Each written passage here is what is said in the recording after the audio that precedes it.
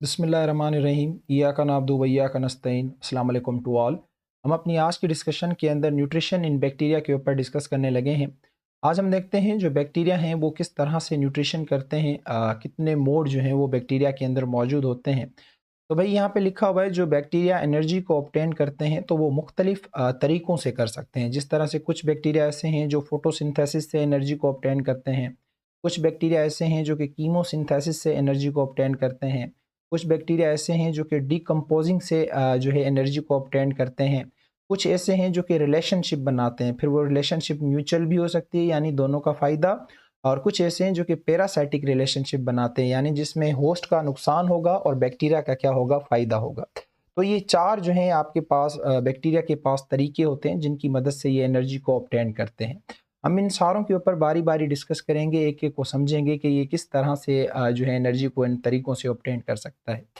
अच्छा, अब ये जो ऊपर 4 मैंने तरीके लिखे हैं, इनको हमने 2 क्लासेस के अंदर डिवाइड किया है। तो बैक्टीरिया को न्यूट्रिशन की बुनियाद के ऊपर 2 क्लासेस में हम डिवाइड कर सकते हैं। एक वो जो कि ऑटोट्रॉफिक बैक्टीरिया होते हैं, दूसरे वो जिन्हें हम हेटेरोट्रॉफिक बैक्टीरिया कहते हैं। अब ये जो ऊपर वाली 2 क्लासें हैं, एक फोटोसिंथेसिस और दूसरा जो कीमोसिंथेसिस है, ये आती हैं आपकी ऑटोट्रॉफिक की कैटेगरी के अंदर, और ये जो 2 क्लासें हैं, एक रिलेशनशिप वाली, दूसरी डिकम्पोज़िशन वाली, ये दोनों क्लासेस आती हैं आपके हेटेरोट्रॉफिक कैटेगरी के अंदर, ठीक है? तो हम बारी-बारी समझने की कोशिश करते हैं। पहले हम देख लेते हैं थोड़ा-सा हेटेरोट्रॉफिक बैक्टीरिया को, फिर हम डिस्कस करेंगे ऑटोट्रॉफिक बैक्टीरिया के ऊपर। अच्छा भाई, इस चैप्टर सॉरी इस बुक के स्टार्ट के अंदर हमने कुछ टर्मिनोलॉजी पढ़ी थी, तो वहाँ पे एक टर्म आई थी हेटेरोट्रॉफ।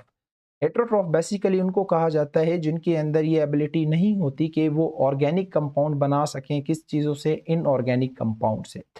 अच्छा देखें, ऑर्गेनिक कंपाउंड आपका कौन-सा होता है? ऑर्गेनिक कंपाउंड आपका होता है ग्लूकोज, सही है? इनऑर्गेनिक कंपाउंड में आपकी कितनी चीज़ें आ जाती हैं? एक कार्बन डाइऑक्साइड आ जाती है, दूसरे आपका वाटर आ जाता है, और उसके अलावा थोड़ा-सा लाइट का और क्लोरोफिल का रोल होता है। तो कुछ ऑर्गेनिज़म्स ऐसे होते हैं जो कि कार्बन डाइऑक्साइड और हाइड्रोजन वाटर का इस्तेमाल करके लाइट और क्लोरोफिल की मौजूदगी में ग्लूकोज बना लेते हैं। तो ऐसे ऑर्गेनिज़म्स को ऑटोट्रोफ कहा जाता है। कुछ ऐसे होते हैं जो कि वाटर का और कार्बन डाइऑक्साइड का इस्तेमाल नहीं कर सकते और इन इनऑर्गेनिक चीज़ों को मिला के ऑर्गेनिक कंपाउंड नहीं बना सकते, यानी अपना ग्लूकोज खुद से नहीं बना सकते, ये डिपेंड करते हैं किसी और के ऊपर। तो ऐसे ऑर्गेनिज्म को हेटेरोट्रॉफ कहा जाता है।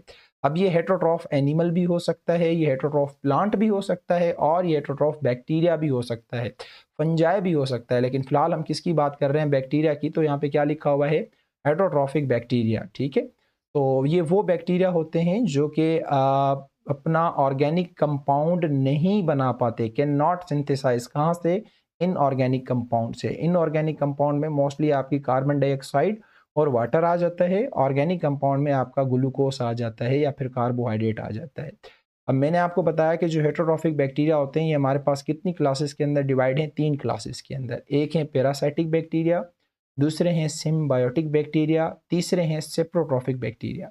हम बारी-बारी इनके ऊपर डिस्कस करके देखते हैं और इनको समझने की कोशिश करते हैं। भाई सबसे पहले हमारे पास जो क्लास आ रही है वो आ रही है सेप्रोट्रॉफिक बैक्टीरिया की।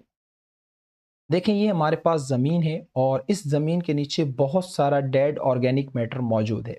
हम ह्यूमन बीइंग, एनिमल या जो भी चीज़ें जब मर जाती हैं तो इनको ज़मीन के अंदर ब्यूरिंग की जाती है, इनको ब्यूरिड किया जाता है, ज़मीन के अंदर दफनाया जाता है। तो आपको पता है कि अगर हम किसी बॉडी को, डेड बॉडी को जो है वो ज़मीन के अंदर दफना देते हैं तो कुछ टाइम के बाद सिर्फ बोन्स ही रह जाती हैं, और बहुत अरसा आप इंतज़ार करोगे तो ये बोन्स भी वहाँ से गुम हो जाती हैं। तो आपको पता है ये बॉडी जाती कहाँ है? ये जितना भी ऑर्गेनिक मैटर है ये कहाँ जाता है? तो इनके ऊपर बैक्टीरिया आके अटैक करते हैं। जब इनके ऊपर बैक्टीरिया आके अटैक करते हैं तो इनके पास इतने ख़तरनाक एंजाइम्स होते हैं, ऐसे मुख्तलिफ़ किस्मों के इनके पास एंजाइम्स मौजूद होते हैं जो कि इस डेड ऑर्गेनिक मैटर को खाना स्टार्ट कर देते हैं, जिसे डीकम्पोजिशन कहा जाता है, और इसे बैक्टीरिया को सेप्रोट्रॉफिक बैक्टीरिया कहा जाता है। हमने पढ़ा था ना कि डीकम्पोजिंग से भी एनर्जी जो है वो ऑब्टेन करते हैं, तो ये वही मोड है, ये सेप्रोट्रॉफिक बैक्टीरिया कहलाते हैं। तो ये क्या करते हैं, उन बैक्टीरिया के ऊपर वो सारे एंजाइम्स उन डेड बॉडी के ऊपर सारे एंजाइम्स छोड़ते हैं। फिर वो एंजाइम्स इन्हें क्या करते हैं, यहाँ पे डाइजेस्ट करते हैं, छोटे छोटे डेब्रिस के अंदर तोड़ देते हैं।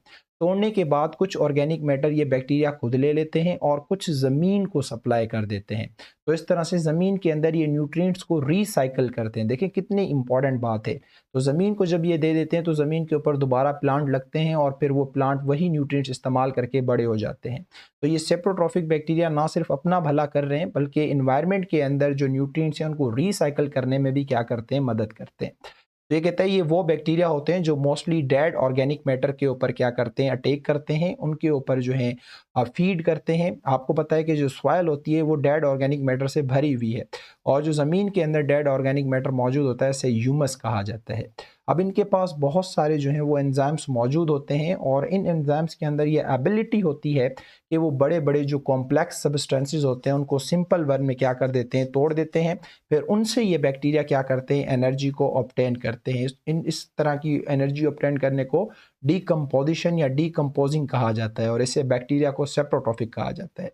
अच्छा, मैंने बताया कि ये ना सिर्फ डिकम्पोज करके अपना भला करते हैं बल्कि इन्वायरमेंट के अंदर भी जो मैटर होता है, जितना जो न्यूट्रिएंट्स होते हैं उनको रिसाइकल करने में भी मदद करते हैं। तो इस तरह से हमारे इकोसिस्टम में क्या हो जाता है, इजाफा हो जाता है, हमारा इकोसिस्टम जो है वो बेहतरीन हो जाता है। तो मुझे उम्मीद है कि सेप्रोट्रॉफिक बैक्टीरिया आप लोगों को समझ आ गए होंगे। अच्छा, नेक्स्ट जो हमारे पास क्लास है वो है सिम्बायोटिक बैक्टीरिया।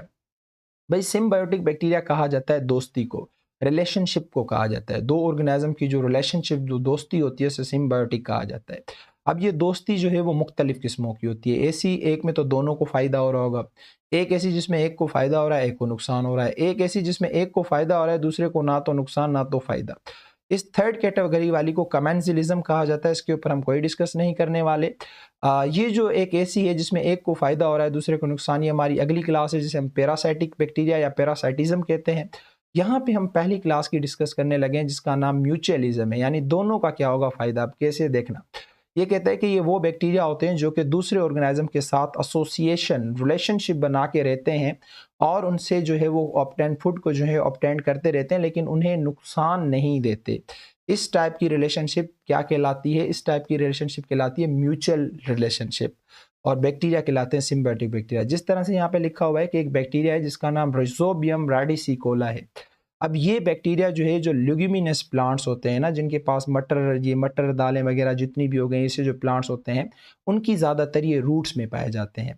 अब आप लोगों को, सब लोगों को पता है कि हमारे पास जितने भी प्लांट होते हैं वो इन्वायरमेंट से डायरेक्ट नाइट्रोजन को जो है वो कैच नहीं कर सकते। ये इनर्ट फॉर्म में होती है, इसको पहले फिक्स करना पड़ता है, फिर उसके बाद एंजाइम्स ऐसे होते हैं प्लांट के पास जो कि फिक्स फॉर्म में इसको ले लेते हैं, लेकिन एज सच फॉर्म के अंदर नाइट्रोजन कभी भी नहीं लेंगे।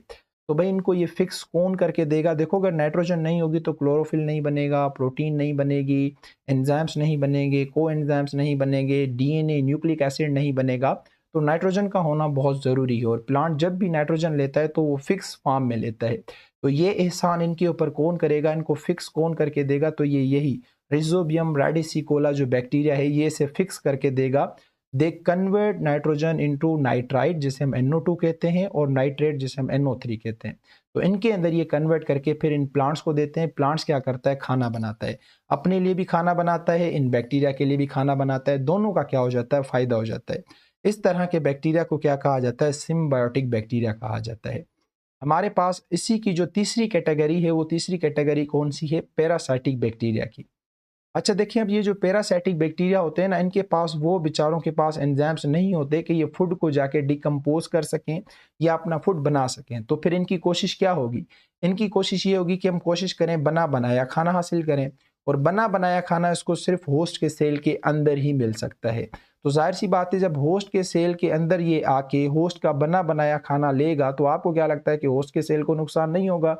तो इसमें होस्ट का नुकसान होगा और जो खुद ऑर्गेनिज्म होगा उसका फायदा होगा। तो पैरासाइटिक बैक्टीरिया ऐसे बैक्टीरिया हैं जो पैरासाइटिज्म रिलेशनशिप करते हैं, यानी ऐसी रिलेशनशिप जिसमें खुद तो फायदा हासिल करेंगे लेकिन होस्ट को क्या होगा? हार्म होगा। ये वो बैक्टीरिया होते हैं जो कि लिविंग ऑर्गेनिजम्स के साथ रहते हैं, जिस तरह से आपकी पिछली क्लास के बैक्टीरिया थे, और वो भी एनर्जी हासिल कर रहे थे, ये भी एनर्जी, लेकिन इनका मसला ये है कि ये अपने होस्ट को क्या करते हैं? हार्म पहुंचाते हैं। जैसे न्यूमोकोकस बैक्टीरिया जो कि आपके लंग्स के ऊपर हमला करता है। अब ये इस तरह की हरकत क्यों करते हैं? क्योंकि इनके पास वो एंजाइम्स ही नहीं होते कि ये फूड को डिकम्पोज कर सकें। तो इनकी प्राइमरी अवलीन कोशिश होती है कि ये सेल के अंदर जाएं और जो बना बनाया खाना है उसको जाके ही हासिल करें। तो ज़ाहिर सी बात है, जब होस्ट का ये बना बनाया खाना ले लेते हैं तो होस्ट को पीछे क्या हो जाता है, हार्म हो जाता है। This is all about the heterotrophic bacteria. अब थोड़ी सी हम डिस्कस कर लेते हैं ऑटोट्रॉफिक बैक्टीरिया के ऊपर। भाई ऑटोट्रॉफिक बैक्टीरिया वो बैक्टीरिया होंगे बहुत सिंपल से, जो कि अपना ऑर्गेनिक कंपाउंड खुद से बनाने की सलाहियत रखते हैं। किन चीज़ों से? सिंपल इनऑर्गेनिक सब्सटेंसेस से। अब ये जो ऑटोट्रॉफिक बैक्टीरिया होते हैं ये दो किस्मों के होते हैं, मैंने स्टार्ट में बताया, एक फोटोसिंथेटिक और दूसरे कीमोसिंथेटिक। अब बताता हूँ कि फोटोसिंथेटिक और कीमोसिंथेटिक में क्या फ़र्क है। देखें, जो फोटोसिंथेसिस है वो प्लांट भी करता है, वो बैक्टीरिया भी करता है, लेकिन दोनों की फोटोसिंथेसिस में एक छोटा सा फ़र्क है, आप लोगों को मैं समझा देता हूँ। भाई ये अपने ऑर्गेनिक कंपाउंड बनाएंगे लाइट एनर्जी को इस्तेमाल करके। प्लांट भी अपने ऑर्गेनिक कंपाउंड बनाते हैं लाइट एनर्जी को इस्तेमाल करके, लेकिन इनमें और प्लांट में क्या फ़र्क है कि इनके अंदर जो पिगमेंट पाया जाता है ना, वो बैक्टीरियो क्लोरोफिल या उसे क्लोरोबियम कहा जाता है।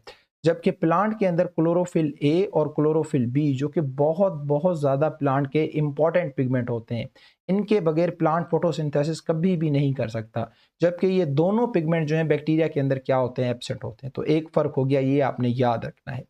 दूसरा, अगर प्लांट की हम बात करें तो प्लांट जो फोटोसिंथेसिस का प्रोसेस करता है वो तो एक यूकारियोट है, तो उसके अंदर एक पूरा ऑर्गेनील होता है जिसका नाम प्लास्टिड है। फिर उसके अंदर क्लोरोप्लास्ट होता है, उसके अंदर फिर क्लोरोफिल होता है, वहाँ पे ये सारा काम होता है। लेकिन जब हम बैक्टीरिया की बात करें, ये तो एक है ही सिंपल सा सेल, प्रोकारियोट्स है, इसके अंदर तो कोई ऑर्गेनील भी नहीं होते। तो इसके अंदर एक बैग होता है और उस बैग के अंदर कुछ पिगमेंट्स मौजूद होते हैं, ये वाले बैक्टीरियो क्लोरोफिल और क्लोरोबियम। और ये जो बैग है ये फिर जाके इसकी प्लाज्मा मेम्ब्रेन के साथ अटैच हो जाता है। तो इस पूरे बैग को कहा जाता है क्रोमेटोफोर्स। आपने याद रखना है, आपसे पूछा जा सकता है कि क्रोमेटोफोर क्या होता है। तो बेसिकली ये किस्म का बैग है और उस बैग के अंदर ये पिगमेंट्स क्या होते हैं, प्रेजेंट होते हैं, मौजूद होते हैं, और ये प्लाज्मा मेम्ब्रेन के साथ लगा हुआ होता है और इसको क्या कहा जाता है, क्रोमेटोफोर कहा जाता है। अच्छा, ये हो गया सेकंड फ़र्क। तीसरा फ़र्क ये होता है कि फोटोसिंथेसिस जब प्लांट में होती है तो वो बाय प्रोडक्ट के तौर पे ऑक्सीजन को लिबरेट करते हैं, लेकिन जब हम फोटोसिंथेटिक बैक्टीरिया की बात करते हैं तो ये ऑक्सीजन की जगह सल्फर को लिबरेट करते हैं। ये बहुत ज़्यादा इंपॉर्टेंट बात है। क्यों? क्योंकि ये मोस्टली बैक्टीरिया वो फोटोसिंथेटिक होते हैं जो कि उन जगहों पे रहते हैं जहाँ पे पानी बहुत कम होता है। तो ये पानी की जगह किसका इस्तेमाल करते हैं, H2S का इस्तेमाल करते हैं। तो जब ये H2S का इस्तेमाल करते हैं तो ये बाहर किसको निकालते हैं, सल्फर को निकालते हैं। अगर ये H2O का इस्तेमाल करते, प्लांट की तरह पानी का इस्तेमाल करते, तो ये बाहर किसको निकालते, ऑक्सीजन को निकालते। लेकिन ये इस तरह से नहीं है। तो यहाँ पे लिखा हुआ है कि CO2H2O, ये है प्लांट के लिए। जब प्लांट करते हैं तो देखो बाय प्रोडक्ट के तौर पे क्या निकल रही है, ऑक्सीजन, और ये ग्लूकोज बन रहा है। नीचे जो इक्वेशन दी गई है ये बैक्टीरिया की दी गई है कि ये कार्बन डाइऑक्साइड के साथ H2S का इस्तेमाल करते हैं, वाटर का इस्तेमाल नहीं करते, क्योंकि ये ऐसी जगहों पे रहते हैं जहाँ पे वाटर कम होता है। तो ये H2S को इस्तेमाल करना शुरू कर देते हैं, क्योंकि इनको हाइड्रोजन चाहिए होता है, वो इनको यहाँ से मिल रहा होता है। तो ये कहते हैं कि जब ये करेगा तो फोटोसिंथेसिस के नतीजे में ग्लूकोज तो ज़रूर बनेगा, लेकिन ये लिबरेट किसको करते हैं, सल्फर को करते हैं। This one is the important thing जो कि आपको रिमाइंड करनी है। तो ड्यूरिंग फोटोसिंथेसिस बैक्टीरिया जो है वो H2S को यूटिलाइज करता है इंस्टीड ऑफ वाटर। तो ये लिबरेट भी किसको करेगा, सल्फर को, इंस्टीड ऑफ ऑक्सीजन। तो ये 4-5 कुछ फ़र्क हैं बैक्टीरिया की फोटोसिंथेसिस के अंदर और प्लांट की फोटोसिंथेसिस के अंदर। मुझे उम्मीद है कि आप लोगों को ये अच्छे तरीके से समझ आ गया होगा। अच्छा, इसकी जो दूसरी कैटेगरी थी वो थी कीमोसिंथेटिक बैक्टीरिया की। अब ये वो बैक्टीरिया होंगे जो कि एनर्जी को ऑब्टेन तो करेंगे, लेकिन लाइट की मदद से नहीं, जो कुछ इनऑर्गेनिक सब्सटेंसेस होते हैं उनकी ऑक्सीडेशन करके। आपको पता है कि ऑक्सीडेशन का मतलब क्या होता है कि loss of electron by the addition of oxygen molecule. आप ऑक्सीजन को ऐड करके जब वहां से इलेक्ट्रॉन का लॉस करवाते हैं तो इस प्रोसेस को ऑक्सीडेशन कहा जाता है। तो याद रखना, इन इलेक्ट्रॉन के अंदर बहुत सारी क्या होती है, एनर्जी होती है, और वही एनर्जी ये बैक्टीरिया इस्तेमाल करते हैं। तो ऐसे बैक्टीरिया को कीमोसिंथेटिक बैक्टीरिया कहा जाता है। जिस तरह से ये आयरन की ऑक्सीडेशन करवाते हैं तो उसकी एनर्जी को ऑब्टेन करते हैं, हाइड्रोजन की ऑक्सीडेशन करवाते हैं, नाइट्रोजन की, मीथेन की, कार्बन की और सल्फर की। ये कुछ ऐसे इनऑर्गेनिक सब्सटेंसेस हैं जिनकी ये क्या करवाते हैं, ऑक्सीडेशन करवाते हैं, और इनकी ऑक्सीडेशन से बहुत सारी एनर्जी निकलती है जिसको ये ऑब्टेन करते हैं अपने फूड बनाने के लिए, अपना ग्लूकोज बनाने के लिए। तो इस टाइप के बैक्टीरिया को क्या कहा जाता है, कीमोसिंथेटिक बैक्टीरिया। देखें, जब लाइट गिरती है ना, लाइट, तो वो लाइट भी गिरने से क्या देती है, एनर्जी देती है, और उसी एनर्जी को इस्तेमाल करके वो ग्लूकोज बनाते हैं। लेकिन ऐसे बैक्टीरिया फोटोसिंथेटिक कहलाते हैं।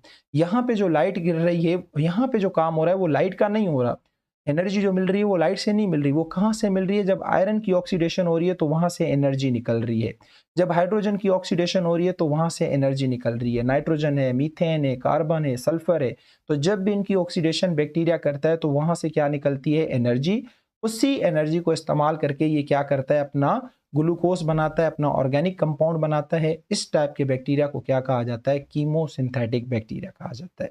तो मुझे उम्मीद है कि ये जो बैक्टीरिया के अंदर थोड़ी बहुत हमने न्यूट्रिशन पढ़ी है, ये आप लोगों को इस लेवल पे समझ आ गई होगी।